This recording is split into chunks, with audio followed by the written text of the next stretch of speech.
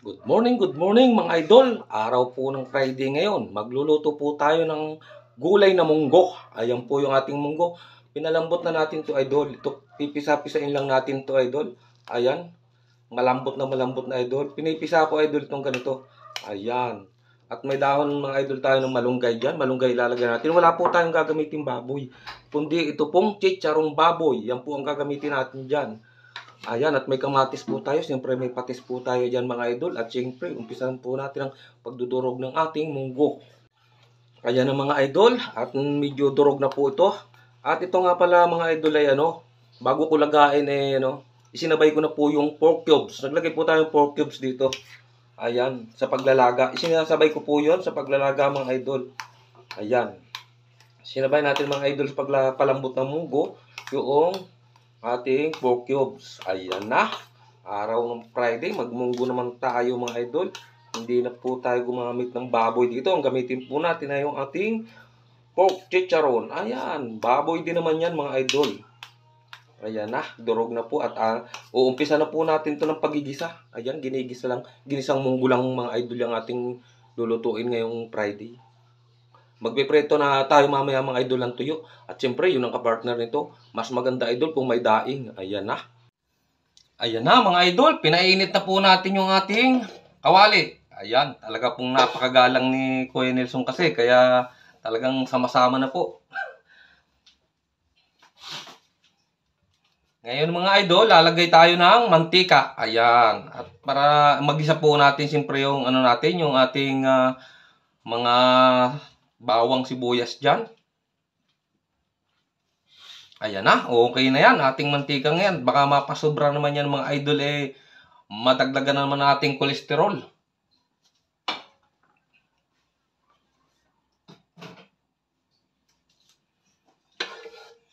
Ayan, yan naman mga idol mainit na.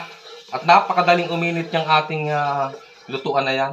Ilagay natin idol yung yung mga tinadtad nating bawang. Ayan, tinadtad lang natin yan.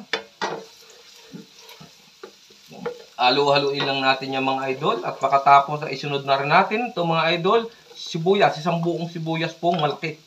Ayan na. Halo-haluin lang natin yan mga idol. At pag nagkulay brown yan, ay pwede na rin natin ilagay yung ating tomato. Kailangan po yung kamatis natin ay durog. Ayan.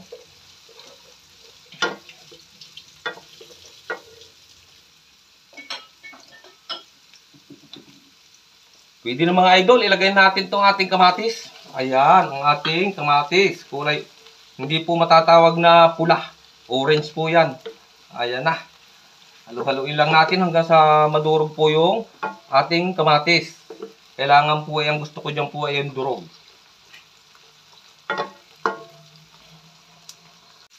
Ayan, okay na mga idol yung ating kamatis.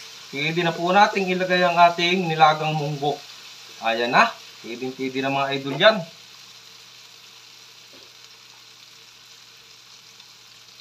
Ayan. Dinurog na natin to idol kanina.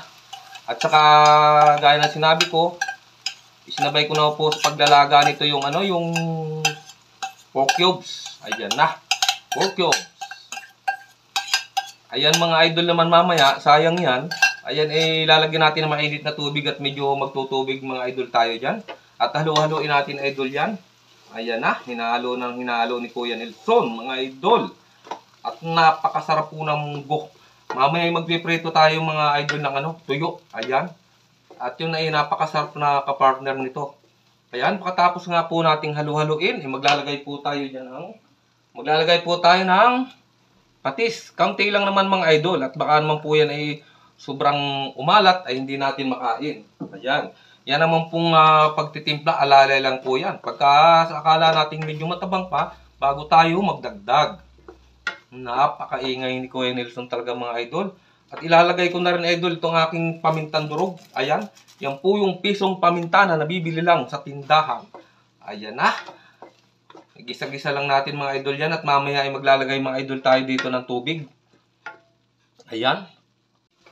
Ayan na mga idol. At nagisa na po natin itong ating munggo. Ayan po yung ating tubig na mainit. Ayan. Hinugasan po natin yung natitira dito. Sayang naman. Ayan. Ayan, okay na po yung anong yan. Yung sabaw natin yan. Tamang-tama po yan. Pangit naman po yung sobrang lapot niyan. Ayan na. At talagang yan ay titikman natin yan mga idol. Kung anong kulang na panimpla ang ating idadagdag dyan. Wow! Sure na. Mga idol. Pakukuloyin lang natin mga idol. Pero mainit na tubig yung inilagay natin dyan. Bago natin ilagay po yung ating iba pang sangkap dyan. Okay, mga idol. At napakasarap ng munggo natin. Ayan na mga idol. Kuluan na ang ating munggo. Ayan naman po ay luto na. Ang ibig lang po natin sabihin ay ginisa po natin yan. Ilalagay ko na mga idol itong ating chicharon. Hindi ko na po dinurog dyan. Ayan. Overload. Munggo. Overload. Ayan na yung ating mga chicharong baboy mga idol. At napakasarap po ng simpleng gulay natin. Napakasimple lang po ng pagkakagulay po natin, ng pagkakaluto po ng ating gulay na munggo. Ginisang munggo.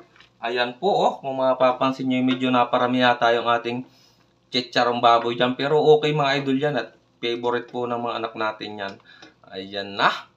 Talagang malapit na mga idol maluto yan. At yan namang yan, yan naman talaga pwede nang kainin kahit yan, chicharon na yan. Ayan. At ngayon mga idol, ilalagay ko na rin mga idol yung ating berding malunggay. Kulay green talaga. Ito pong fresh na ating malunggay. Ayan, mas maganda rin idol dito kung may dahon tayo ng ng munggo. At yun ang napakasarap idol talaga sa munggo. Kaso nga lang, itong ating nilagay malunggay, okay na po yung malunggay na yan. Talagang napakasarap din po niyan.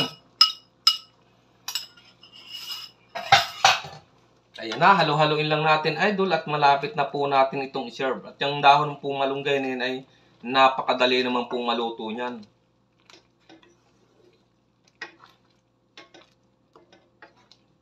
Kung may sili po kayong haba, pwede po tayo maglagay dito ng siling haba. Ay hindi na po tayo naglagay.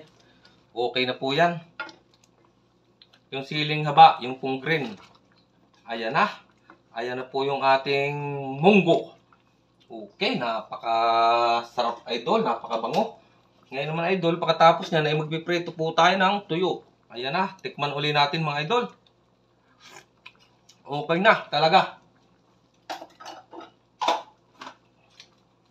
Ayan na mga idol, luto na yung ating ginisang munggo. Ayan na. Ayan na mga idol, okay na po yan. Pwede na po natin yan tanggalan ng apoy. Okay mga idol, thank you for watching mga idol. At yan na po ang ating ginisang munggo. Ayan na, tanggalan na po natin ang apoy.